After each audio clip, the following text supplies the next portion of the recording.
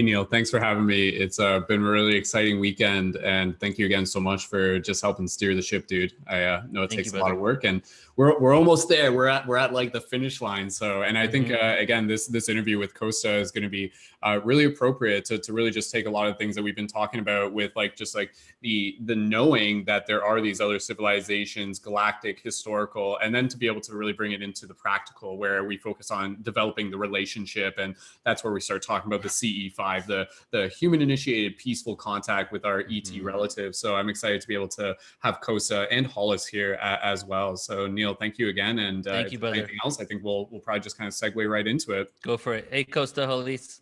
Kosta, thank you so much for joining. And Hollis, is it Hollis? Hollis? Beautiful. Thank you. And feel free to unmute your microphones just so we can make sure that we can hear you loud and clear. And I'm glad that you were able to make it in on time. And here we are. And we'll just make sure everything's good. There we go. Perfect. Wonderful, wonderful. I'll just do a very, very brief introduction, and then we'll just pass it over to you. So again, Kosta Makreas and Hollis, again, who are here with us today, they are part of ETLetsTalk.com, which is a global community, if not one of the largest communities, that has been bringing people together to be able to help encourage them and educate them about CE5, which again is human-initiated peaceful contact with our ET relatives.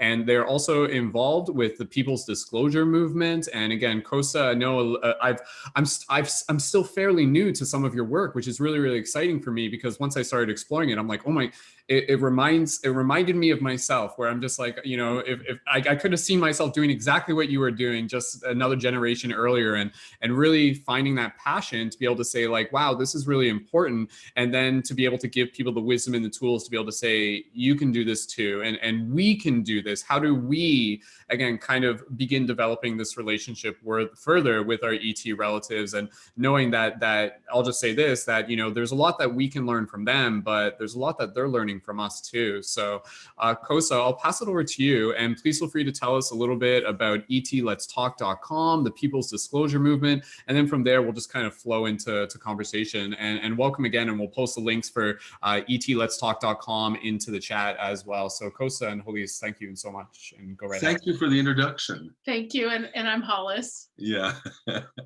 Although I like Hollis. I was trying too hard there. I was trying way too. There we go. Hollis is fine. So. Actually, and you know what?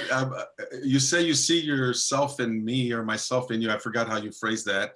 And you know, that is you're very much online with that. We even look alike. I mean, look at the resemblance, you and I. It's uncanny, isn't it? Most likely brothers from another mother. But anyway, I want to say thank you to Neil and to yourself, and for the opportunity for us to talk about ETLetsTalk.com, the People's Disclosure Movement, and the People's Love Alliance.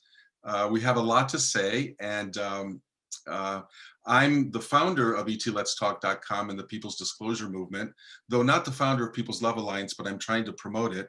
And some of you may know me, but this is me, Kosta Makreas, and I'm Hollis Polk.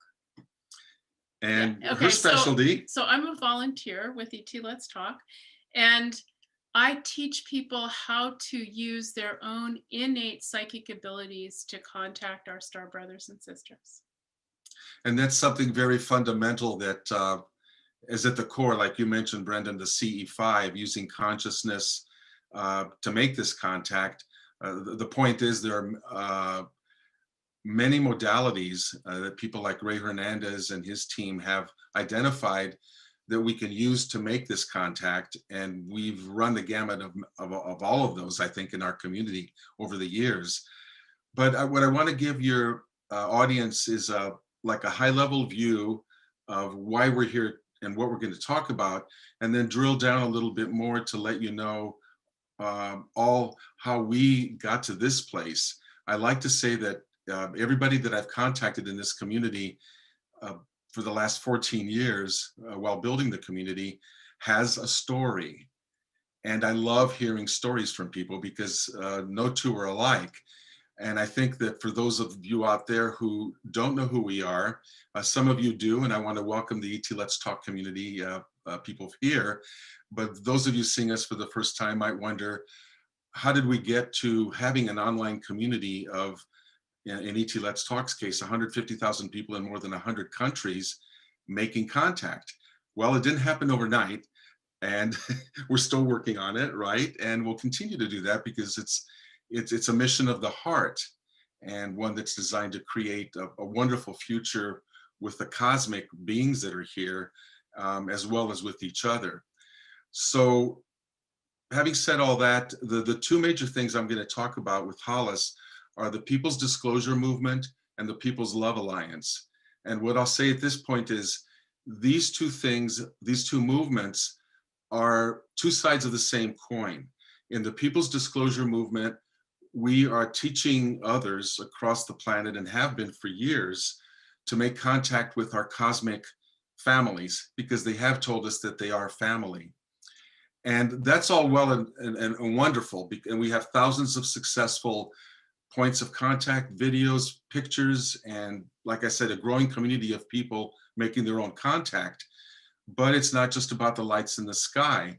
It's also the People's Love Alliance, which is the love on the ground, human beings learning how to get along with each other, because the cosmic beings have probably gone through the phase we're going through right now, where we might destroy our planet, or we might make the next spiritual evolutionary leap into just some great cosmic humanity with them. And that's where we want to head. That's what we're all about. But the thing is, we humans have to learn to get along. And the Love Alliance, I'll give some examples of why I'm a cautious, enthusiastic optimist that we will conquer the worst parts of our nature and elevate the spiritual, wonderful parts as human beings, get along and present ourselves as worthy, I think, of joining cosmic society. I think our cosmic friends are waiting for that, and also willing to help us and mentor us in that. So yeah, I don't know if you want to add any words. They have taught me how to, shall we say, encourage groups to share energy to make a bigger field, to make the contact better. What's that called? You have a well, toroidal? I have a name. Yeah, it's the toroidal energy field, but yeah, that's right. Yeah. That's just one of the methods. Yeah. And for those of you who don't know, that CE5, Close Encounters of the Fifth Kind, is human initiated, as Brendan was saying, interactive contact. And that's what the power of it is. But before we get into more about the People's Disclosure Movement, Hollis and I would like to tell you our stories of how we got here. Yeah, everybody's got a story. Everybody's got a story, Ori. And to quote Rod Stewart, yeah. Myself, briefly came from the Midwest of the United States. I was born in the 50s, but really came of age in the 60s and 70s in this country. I was someone interested in astronomy with a telescope, interested in science fiction, and interested in what was then the Mercury, Gemini, and Apollo programs, which captivated the world at that time. Regardless of what many of you may think about NASA, it was the thing back then, and captivated the world, like I said. And I was no different than many people who had their eyes on the skies and were just thrilled that human beings were heading into space. Well, at about age 10, I think, I discovered my first UFO book, written by one of the contactees of the 40s and 50s and 60s and 70s movement that preceded what we're doing. And I was just smitten. It had the pictures of the traditional dome-shaped craft in it. And I just looked at that, and I just wanted to be in one. I wanted to meet those that are there. And I just knew that this was the universal part of myself and everyone that was here on Earth visiting. Back then, you couldn't talk about it a lot. They would lock you up, call you crazy, lose your job, etc. But I was a young person, and like I said, I was smitten. Fast forward to 2006, many years later, after I lived a pretty much conventional life. I went to university, got a degree in computer science and a minor in mathematics. I became a software independent contractor and engineer, and spent my time in Silicon Valley doing a lot of left brain software kind of things, and really enjoying it. But my life changed in 2006 when I discovered a group of people in Northern California that were using consciousness, CE5, to go out under the stars and make contact.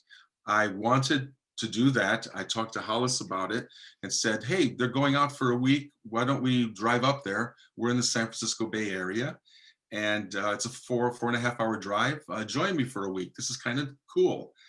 And she said to me, I totally support you. We had seen video of a lot of military people who all were sharing their experiences with craft that could not be, earthly craft.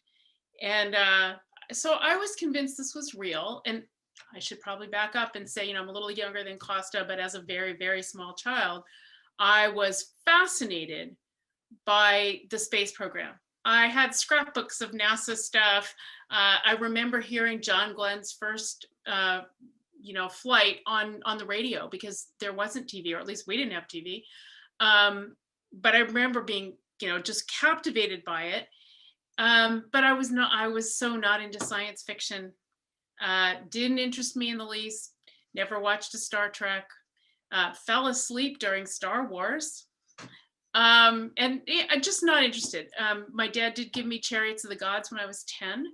And, that was fairly persuasive. Like, okay, these star civilizations have been around and they've been here, cool. But again, didn't change anything in my life. So anyway, so when Kosta said, hey, I want to go up to Mount Shasta, let's go. I went, yeah, well, that's nice.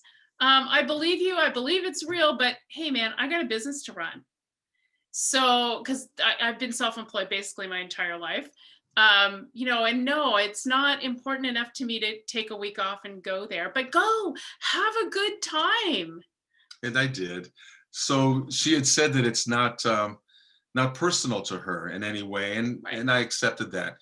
So I went for the week, and every night we were learning how to make contact, and we were in fact seeing zigzagging craft, flash bulbs, we call them. We were seeing orbs, all kinds of things that showed to me that this was a successful thing, this approach of consciousness, especially with a group, although you can do it alone, to make interactive contact. I would call Hollis every morning, who was back home, and talk to her about what I'd seen the night before out in the field there in a very excited way. Along about the fourth morning, she stopped me just as she picked up the phone, and I wanted to get started on, hey, look, listen what happened Wednesday night last night.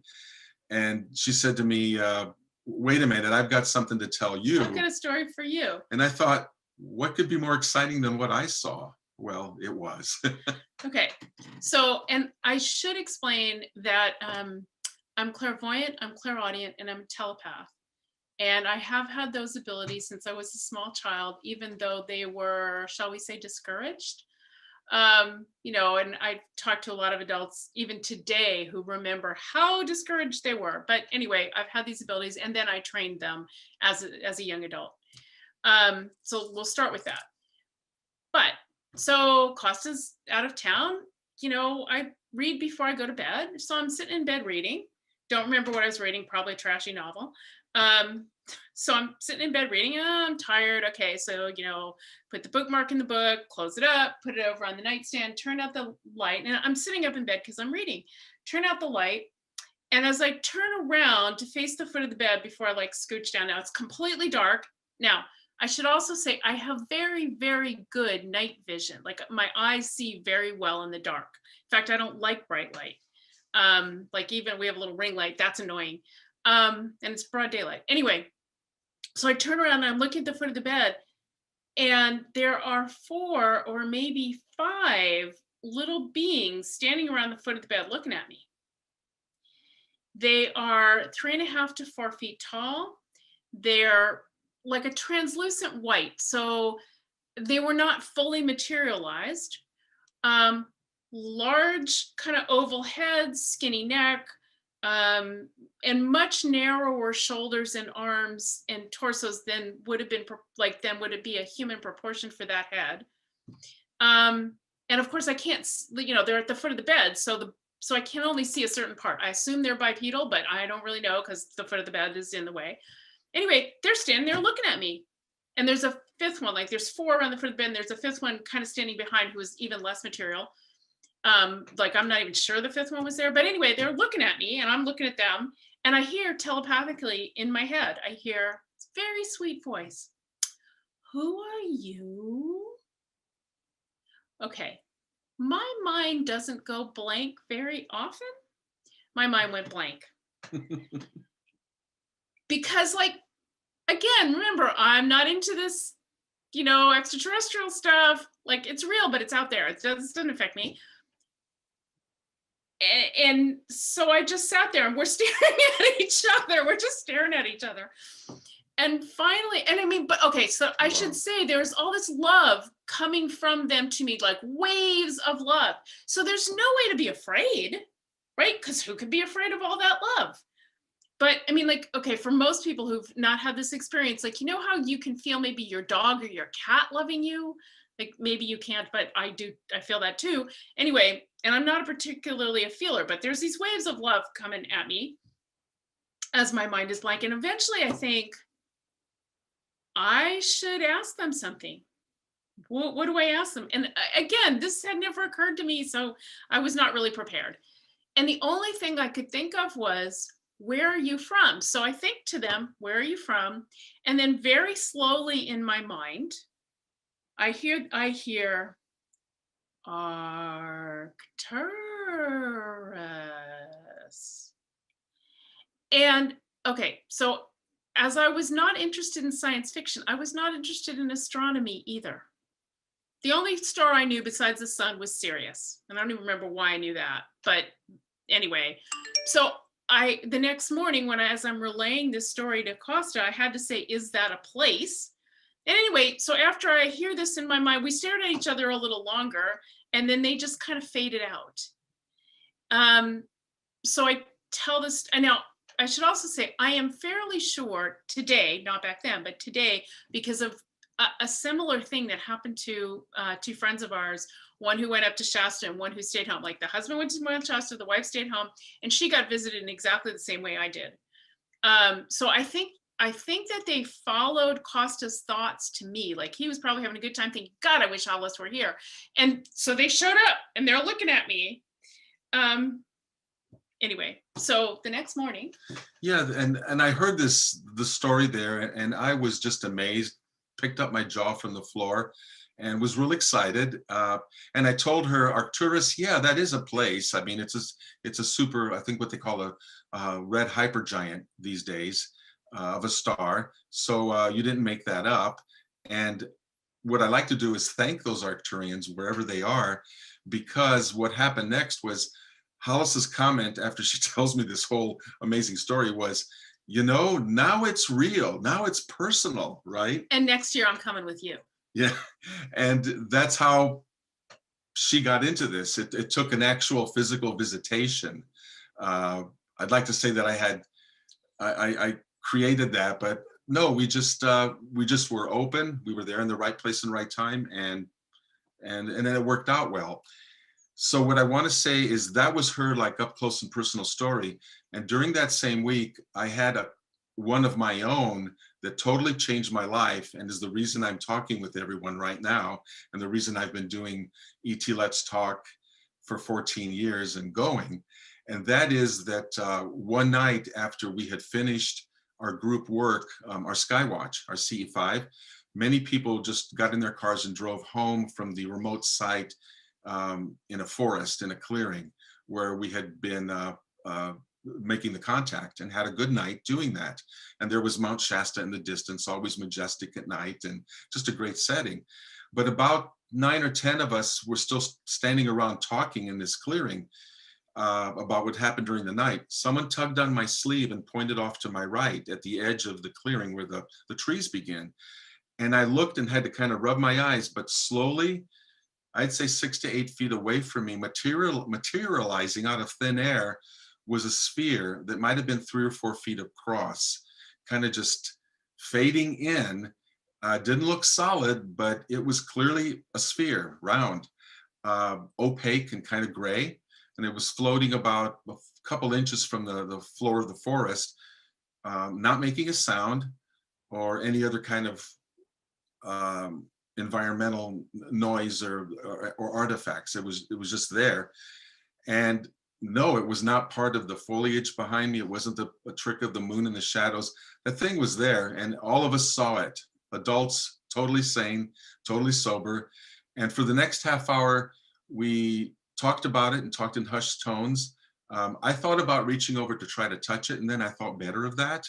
Turns out later on, after this, after our event was over with it, someone actually had a sunburn in our group there. So I'm kind of glad I didn't get any closer. But what happened then was the most amazing thing for me, in that one of the members of our group shouted to the rest of us, "Hey, I just got a telepathic message from the beings inside of this. It might be, what we're seeing might actually be part of a larger craft that is not yet fully materialized, but what we're seeing was real there." And what they said to this gentleman was that they are scientists and that they were here on Earth studying the human energy systems, our auras, our different energy bodies, etc. That was probably their PhD thesis. I don't know, they were doing field research or something. But I could relate to that. I mean, I didn't expect to hear that, but upon hearing it, I'm going, that makes sense. Human beings are explorers. Why wouldn't these other civilizations find us interesting in some way and be here? And then I noticed that the woman, and I'll call her Gloria, not her real name, standing next to me, was standing like this, perfectly straight with her arms out for the whole half hour. I was close enough to touch her, and seeing her standing there looked really weird. I thought, something's going on. I better just wait here in case she shows any signs of distress. And so during that half hour, she didn't move. Finally, at the end of the half hour, she did start to get a little wobbly, and I steadied her by the shoulders and asked her if she knew her name, knew where she was, and she responded affirmatively, but she said she was a little dazed and disoriented, but she was okay. And so I asked her, well, what happened? You've been standing there like something was going on. And she told me that as a really good psychic lady, and she is, I met her later, and spent quite a lot of time with her. Yeah, as a really good psychic, what was going on during that half hour that none of the rest of us knew until she told us the story, because it was all telepathic. One of these scientists apparently approached her and said to her, "May I merge with you to study your energy bodies?" Now, think about this. If you hear this voice, you're seeing this thing and floating there. Many people would start running away at that point with their hair on fire, heading for their car. But to Gloria's credit, she was totally cool. And what she did was she negotiated with the scientist and said, "Yeah, you can do that, but I have 3 conditions. And the first condition is that I remain cognizant of my surroundings. I don't want to be knocked out and unaware of who I am or where I am." And the scientist agreed to that. She said the second condition was that the being would leave when she told him or her to leave, and the being agreed to that condition as well.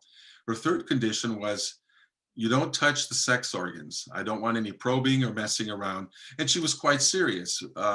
And the being, I think, understood that and said, "Okay, we don't do that." And so for that half hour, she was being studied, by whatever means they were doing that with their psychic senses and whatnot. And at the point where she became a little wobbly was the point where she inwardly said to this being, "Okay, I'm done now, go." And it left.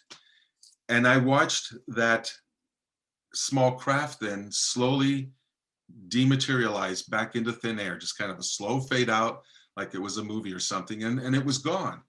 And at that point, I realized I just had my own personal experience of something totally otherworldly that any of the physics that I know say should not have happened, but it happened for all of us, and it was so easy.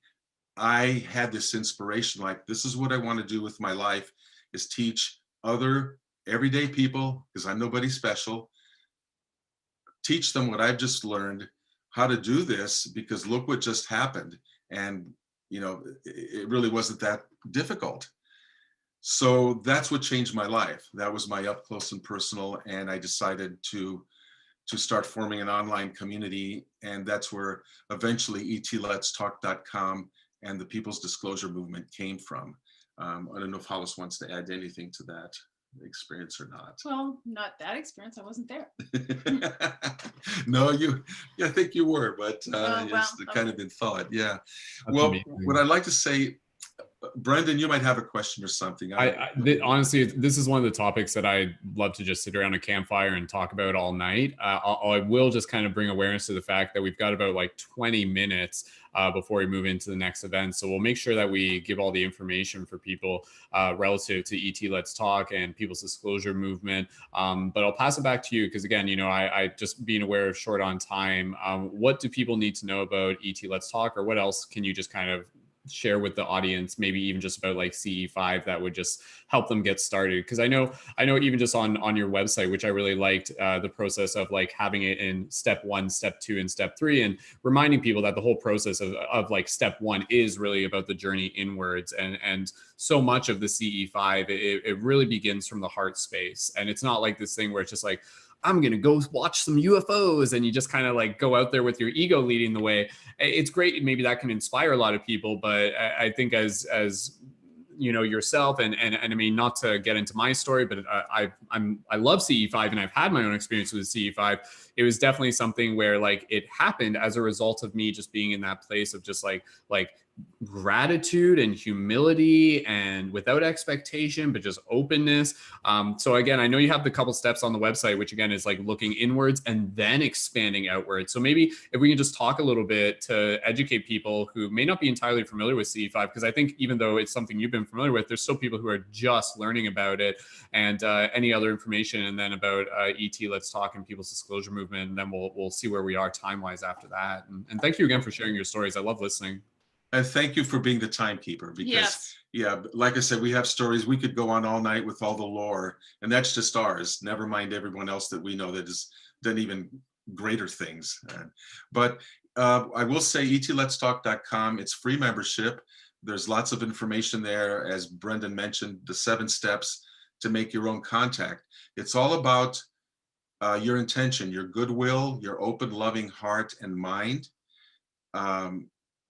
And any fear or negativity or prove it to me kind of attitude will not, I think, and we've seen it, will dampen any experience you have. This is all about creating high vibrations of love that is welcoming to our cosmic visitors. They're able to detect that. They get our signatures, they get our location.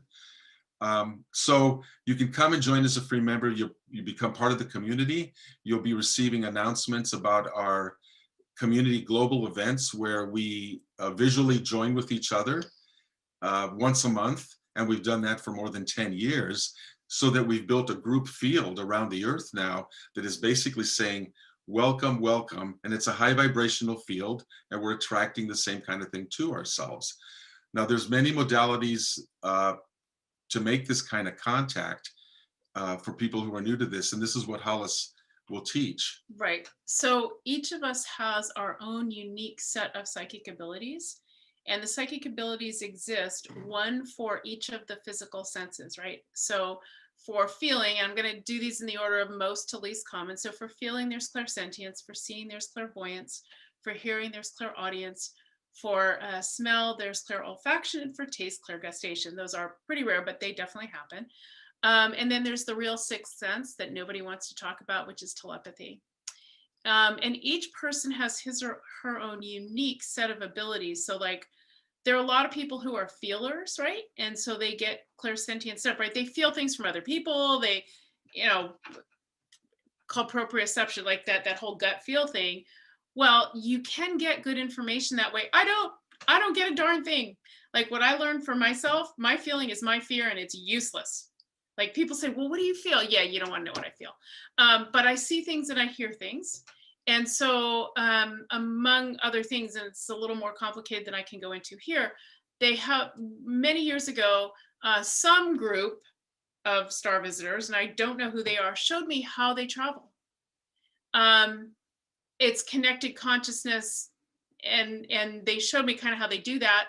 And they are teaching me how we can connect ourselves and reach out in that way. Like we won't go travel, at least not yet. At least they haven't taught me that part yet. But they have taught us how to connect really well. And I have a group, long story, who's met regularly for a few years now over the internet, and with the intention of doing healing. And those people, we've created a structure. It doesn't travel, but at least we've made a structure on the airplane. So I know this stuff works. And then what happens when you create a good group field, it makes it much stronger, and it attracts more beings, more, more craft, and then all kinds of things happen. And some of them happen on the inner planes, and some of things happen, that's the whole lights in the sky thing. And we've had all kinds of experiences, from clouds to ships showing up to, all kinds of things. And then there are the things where there are beings that you can literally feel on the ground with you. And I can remember a couple different times when, like, you can feel, you can feel with your hands, but it's not a physical touch, but you can feel an energy field with your hands. And a whole bunch of us, 6 or 7 of us, will feel this, or maybe 10 will feel a being there. We can all, run our hands through that person's field or whatever it is. So, these things happen. And it's possible for many people, and that's what Hollis teaches, is for every person to discover their own modality or modalities that work for them, because no two of us are alike in that way. And that's what brings success. So why are we doing all this? Well, the lights in the sky are important because the physical sight that we all have is the easiest way for most of us to see something. All of us may experience it. Yeah, all of us may not be clairaudient or this or that, but most of us have physical sight, and we can share that and agree that we've made contact. So that's why the lights in the sky are important, but it's also important to form relationships. Telepathy is what Hollis mentioned, and other people have formed relationships where they can speak with star beings who call themselves star families, our star family. What I want to do now is just go into the bigger picture of the People's Disclosure Movement. Okay, so we're out here by our thousands for years, creating this group field. We've been making contact successfully, capturing it on video, getting stories and sharing with each other, and really celebrating the community we have. And then you go, well, what's all that about? What's the next step? What's the next important thing? What we've come to understand from our star friends is that they've asked us to form as many groups as possible in as many places as possible, as quickly as possible. They asked us to start this in 2010, when we really started building groups. And yes, we communicated with them. And I asked, well, what is the point? And they said, someday a tipping point will be reached when so many people have seen us around the world that no government can ever again cover up our presence. So what I'm trying to say to your audience right now is the government and those who for 70-ish years have covered this up, pay no attention to that anymore. They own the past in a way. And it wasn't, a lot of it leaked out, so it wasn't really a great job, but it was enough of a job to make us look like we're crazy, and we're not. But they own the past, and the People's Disclosure Movement is about, like what Hollis was saying, learning how to make our own contact, teaching someone else. It's a grassroots movement. It has, by my count, and this is conservative because I don't see and know everything, maybe about 650,000 people in more than 100 countries who are practicing this contact, interested in it, learning, digging deeper, and getting other people involved. That's the People's Disclosure Movement. I like to say that it's us taking our power back from the authorities that we had given them. So for those people who are maybe waiting for disclosure from the government, and I know this is a big thing in the UFO field, but why don't you turn your energies, just as a suggestion, into learning how to make your own contact? And you'll find that when you have the kind of experience that we've had and hundreds and thousands of others have had, that you go from being a believer in this stuff into being a knower, and you've just disclosed. And when you've done that, and thousands of your friends have done that, that's a people's disclosure, and you've done an end around all the government, all the officials, and everything else. I mean, many of us would like an announcement to be made by a premier, a president, a prime minister, something like, hey, You all were right all along. We were messing with you. We were covering it up. And they may fake it in some way. They may just drip it. Again, I'm saying let's use our energy to do our people's disclosure. My star friends have told me that in 2019, 2 years ago almost, we achieved that people's disclosure, where the tipping point that they talked about in 2010 did occur. Our CE5 movement now, they say, is like a snowball rolling downhill, can't be stopped. It is, I hate to use the word viral because that is such a horrible word lately, but think of it in a good way. Our movement really is viral, and there are more people doing this than I'm aware of, than many other people are aware of, because we now have networks within networks within networks making contact. That's the People's Disclosure Movement. It's the most empowering thing that I can leave all of you with, as a place to spend your time and take back your power and become the knower instead of the believer. And it's our present, it's our future, right? We create that. Yeah, what we focus on, we create, and the best way to predict the future is to create it. And so this People's Disclosure Movement is about us rejoining our cosmic family, and they're waiting, and they're asking to mentor us. They have told us that the prime directive has been removed from them. They are allowed to join in our affairs if they are asked, requested, and to help us more than they were ever before. They see our potential in being able to evolve into like a golden age of free energy, peace on earth, where everyone's fed, everyone's clothed. You know, and it sounds like the most idealistic kind of stuff, but you know, if you don't reach for it and try to build it, it ain't gonna happen. So we're all about doing that with the People's Disclosure Movement, and we have their help. They are actively looking to come among us. Why don't they? There are many reasons, but the People's Love Alliance is addressing that. The People's Love Alliance is about humans learning to make contact with each other and get along. Because imagine if you're a star visitor here and you're watching the locals down there, us humans, killing each other for the difference in the color of our skin. How are we going to accept them? Well, also, I mean, the last presentation, right? The Her Talks were talking about frequencies and, you know, harmonies. And okay, what we're doing is we're creating a harmonious culture, which can attract, you know, more contact with other civilizations that have already achieved that harmony, that would like to help. And that's the People's Love Alliance, us creating the harmony among ourselves. We may think that it's just ourselves and 10 of our friends who want peace on earth, but let me tell you, I'm going to throw some fast statistics. After I've done some research on the internet, there are many groups that will not get time on the evening news because the mass media likes to lead with, if it bleeds, it leads with fear and all that. These groups and these numbers of people are like all of us who need to know about each other. There are 69 million members of an organization called avaz.org, AVAAZ.org, across every country of the planet, people helping people with all kinds of campaigns that are building a better world, 69 million.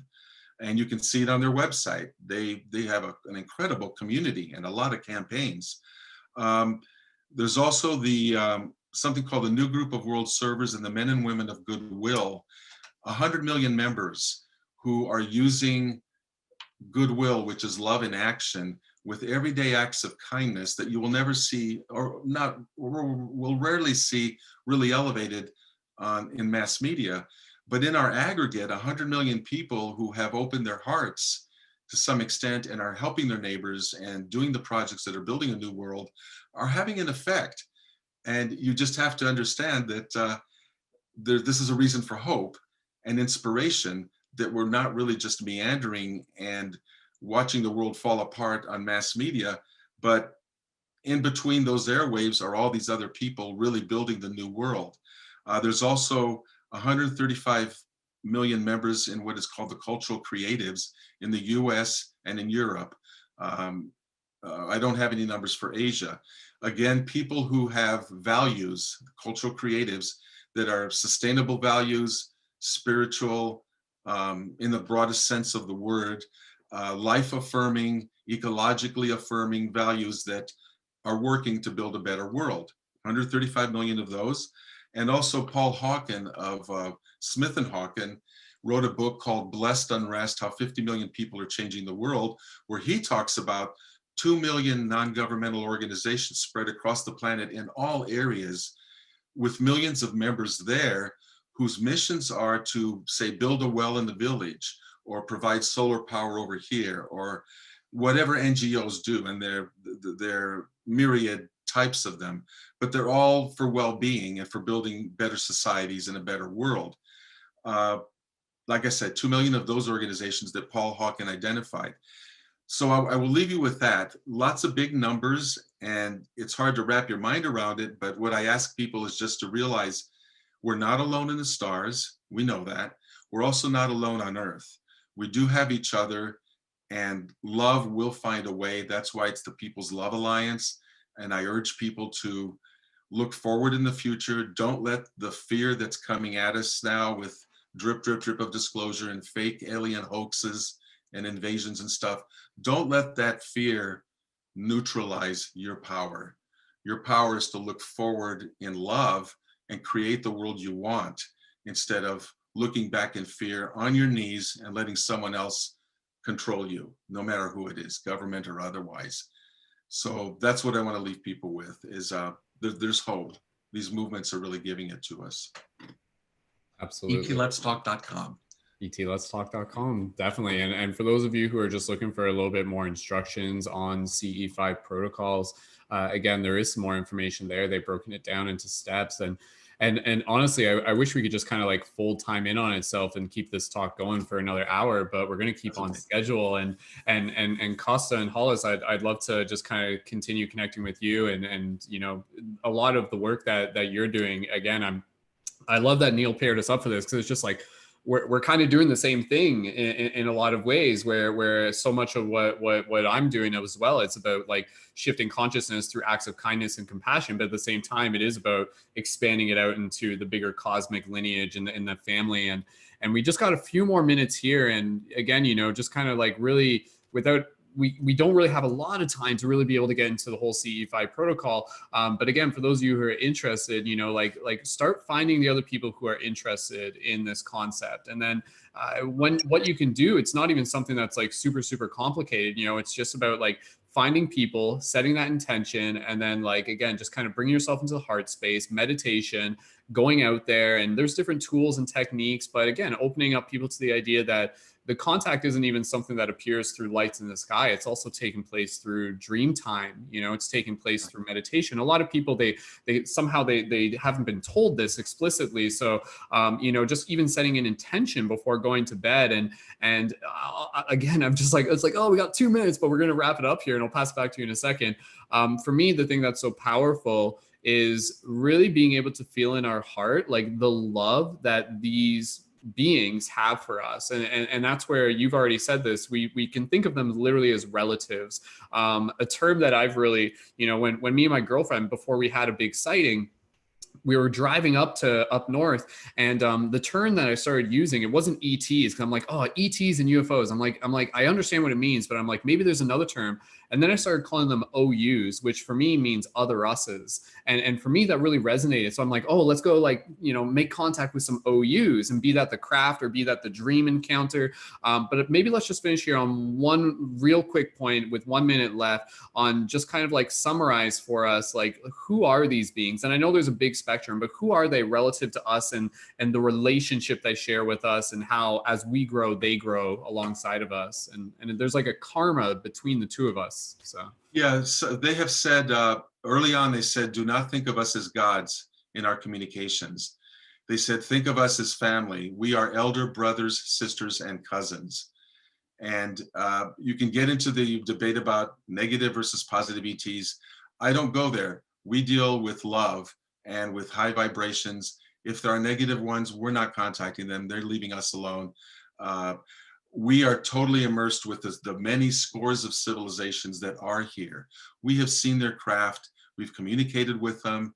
They want to walk among us. Many of them already are, because they look, some look very much like humans. You cannot distinguish the difference for example. So they're already blending with us and waiting for us to kind of come along and join them in the harmony that they have found. Syrians, Pleiadians, Arcturians, lots of other places. I don't know if Hollis wants to add to that. You met the Arcturians, or at least one race group. There might be yeah. many. I don't know. Yeah. You know, and there are beings that you just meet on the inner planes. They can be higher beings, and they may be from this planet, and maybe not. That's right. You know, I don't know where they're all from, but I know that the information they give me is pretty reliable.